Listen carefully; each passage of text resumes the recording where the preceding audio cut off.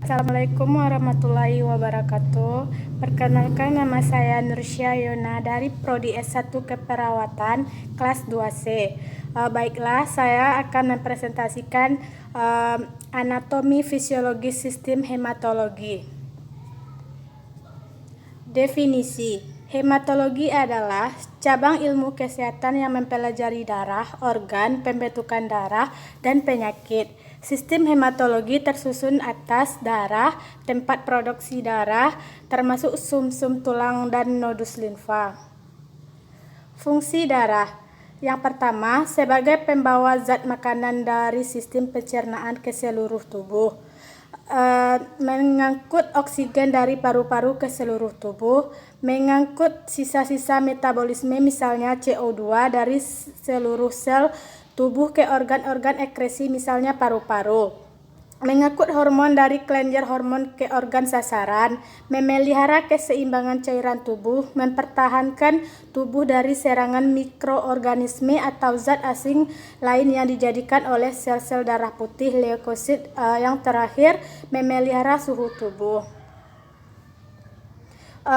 Dan selanjutnya adapun komponen darah, yaitu plasma darah, sel darah. Sel darah terbagi sel darah merah, sel darah putih, keping darah atau trombosit. Yang pertama, plasma darah. Fungsi plasma darah yaitu 1. Sebagai pelarut bahan-bahan kimia. 2. Membawa mineral-mineral terlarut dari glukosa, asam amino, vitamin, CO2, bahan buangan lain. Yang ketiga, menyebarkan panas dari organ yang lebih hangat ke organ yang lebih dingin. Yang keempat, menjaga keseimbangan antara cairan di dalam sel dan cairan di luar sel. Plasma darah mengandung protein-protein seperti fibrinogen, pembekuan darah, globulin, pertahanan tubuh, albumin membantu aliran darah dan mengatur tekanan osmosis darah, dan lipoprotein. Yang selanjutnya, 2. Sel darah merah, eritrosit.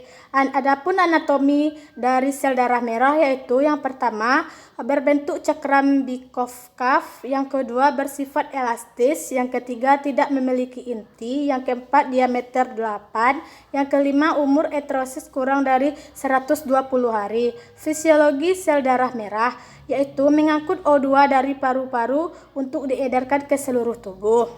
Adapun komponen sel darah merah yaitu membran eritrosit, enzim G6PD, hemoglobin, harga normal Hb, pria 13-16%, wanita 12-14%, dan adapun anak-anak 16-12 tahun HB-nya 11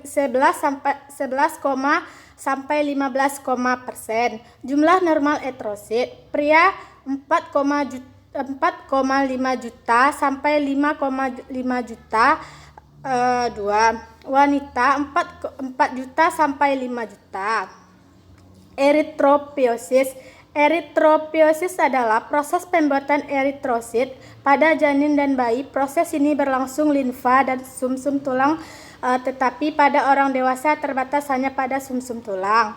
Mekanisme eritropoiesis. Sel darah berasal dari sel stem hemotrophim pluripotent yang berada pada sumsum tulang akan membentuk bermacam-macam sel darah tepi, membentuk sel darah stem committed. Sel ini akan menghasilkan unit pembentukan koloni eritrosit CFUE dan unit granulasit dan monosit CFUGM. Membentuk banyak sel proipeteblas akan membelah berkali-kali sebanyak darah merah matur yaitu basofil eritoblas. Selanjutnya akan berdiferensi menjadi retikolosit dengan sel yang sudah dipenuhi dengan Hb. Retikolosit masih mengandung sedikit bahan basofilit. Bahan basofilit ini akan menghilang dengan waktu 1-2 hari menjadi eritrosit mantur. Dan selanjutnya metabolisme eritrosit. Umur eritrosit 120 hari. Eritrosit mati mengalami destruksi limfa, hemoglobin, hem, dan tambah globin. Hem besi, profin, zat besi digunakan untuk membentuk eritrosit baru. Profin bilirubin mewarnai urin dan feses tokobelin. Tempat pembuatan sel eritrosit adalah sumsum tulang dan limfa empar. Dan selanjutnya 3 sel darah putih, leukosit. Fungsi dari sel darah putih yaitu pertahanan tubuh dari seragam mikroorganisme. Adapun macam-macam leukosit, yang pertama granular, yang kedua eosinofil, basofil, neutrofil, agranular, limfosit, dan terakhir monosit.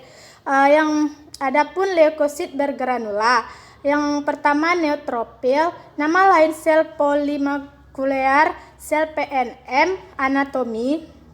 Anatominya, yang pertama inti selnya terkadang-kadang seperti terpisah-pisah.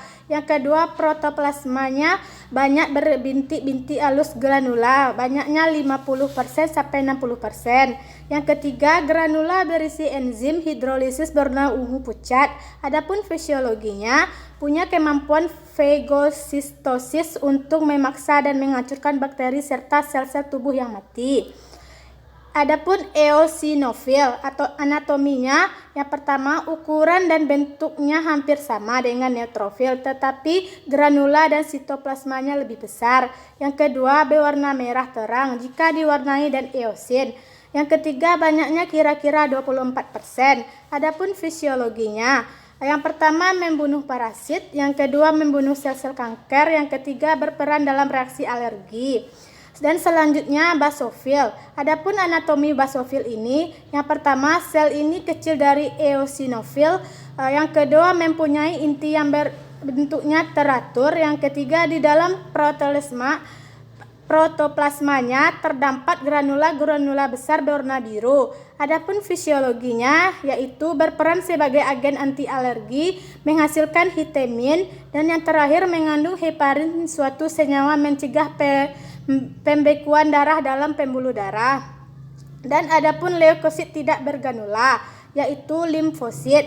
Adapun anatomi dari limfosit ini, bentuknya adanya yang besar dan kecil di dalam sitoplasmanya. Tidak terdapat granula dan intinya besar, banyaknya kira-kira 15% sampai 20%. Dan fisiologinya berperan dalam pertahanan tubuh dengan cara membentuk suatu protein yang disebut antibodi. Yang kedua, membunuh dan memakan bakteri yang masuk ke dalam jaringan tubuh. Adapun macam-macam limfosit, yang pertama sel B, membuat antibodi yang mengikat patogen dan menghancurkannya. Yang kedua sel T. Sel T, adapun bagian dari sel T ini CD4, sel T mengkoordinir tanggapan ketahanan menahan bakteri intraseluler. CD3, 8 sitotoksik, membunuh sel yang terinfeksi virus. Sel natural killer, pembunuh alami, dapat membunuh sel tubuh yang tidak menunjukkan sinyal bahwa tidak boleh dibunuh karena telah terinfeksi virus atau telah menjadi sel kanker. Adapun monosit dikenal dengan makrofag, setelah dia meninggal aliran darah serta masuk ke dalam jaringan, yaitu adapun anatominya berukuran paling besar di antara sel darah putih lainnya. Dan kedua, protoplasmanya lebar, warna biru abu-abu, mempunyai bintik-bintik sedikit kemerahan. Dan yang ketiga, inti selnya bulat dan panjang, warna lembayu muda. Adapun fisiologinya sebagai fagosit. Dan harga normal hitung jenis leukosit. Yang pertama basofil, mulai dari 0 sampai 1%. Yang kedua eosinofil, mulai dari 2 sampai 4%. Yang ketiga batang 1 sampai 5%, segmen 51 sampai 67%, limfosit 20 sampai 30%, monosit 2 sampai 6%. Harga normal leukosit adalah 5.000 sampai 10.000. Produksi sel darah putih dimulai dari diferensi dini dari dalam stem hemopoietik pluripotent. Berbagai tipe sel stem committed membentuk eritrosit dan membentuk leukosit. Pembentukan leukosit terdapat dua tipe, myelocytic dan limfocytic. Pembentukan limfocytic tipe myelocytic dimulai dengan sel muda yang berupa myeloblasts, progranulocyte, granulocyte, eosinofil, basofil, dan neutrofil. Pembentukan leukosit tipe limfocytic dimulai dengan sel muda yang berupa limblast, granulocyte, limfocyte, monoblast, agranulocyte, monocyte. Dan adapun pembekuan darah trombosit merupakan benda-benda kecil yang bentuk dan ukurannya bermacam-macam, dan ada bulat dan juga ada lonjong, warnanya putih, dan trombosit bukan berupa sel melainkan berbentuknya keping-keping yang merupakan bagian-bagian kecil dari sel besar. Trombosit dibuat dari sumsum, tulang, perundan, limfa dengan ukuran kira-kira 2 mikron. Untuk peredaran darah sekitar 10 hari, jumlah pada orang dewasa antara 200 sampai 300 keping mm3. Terima kasih. Assalamualaikum warahmatullahi wabarakatuh.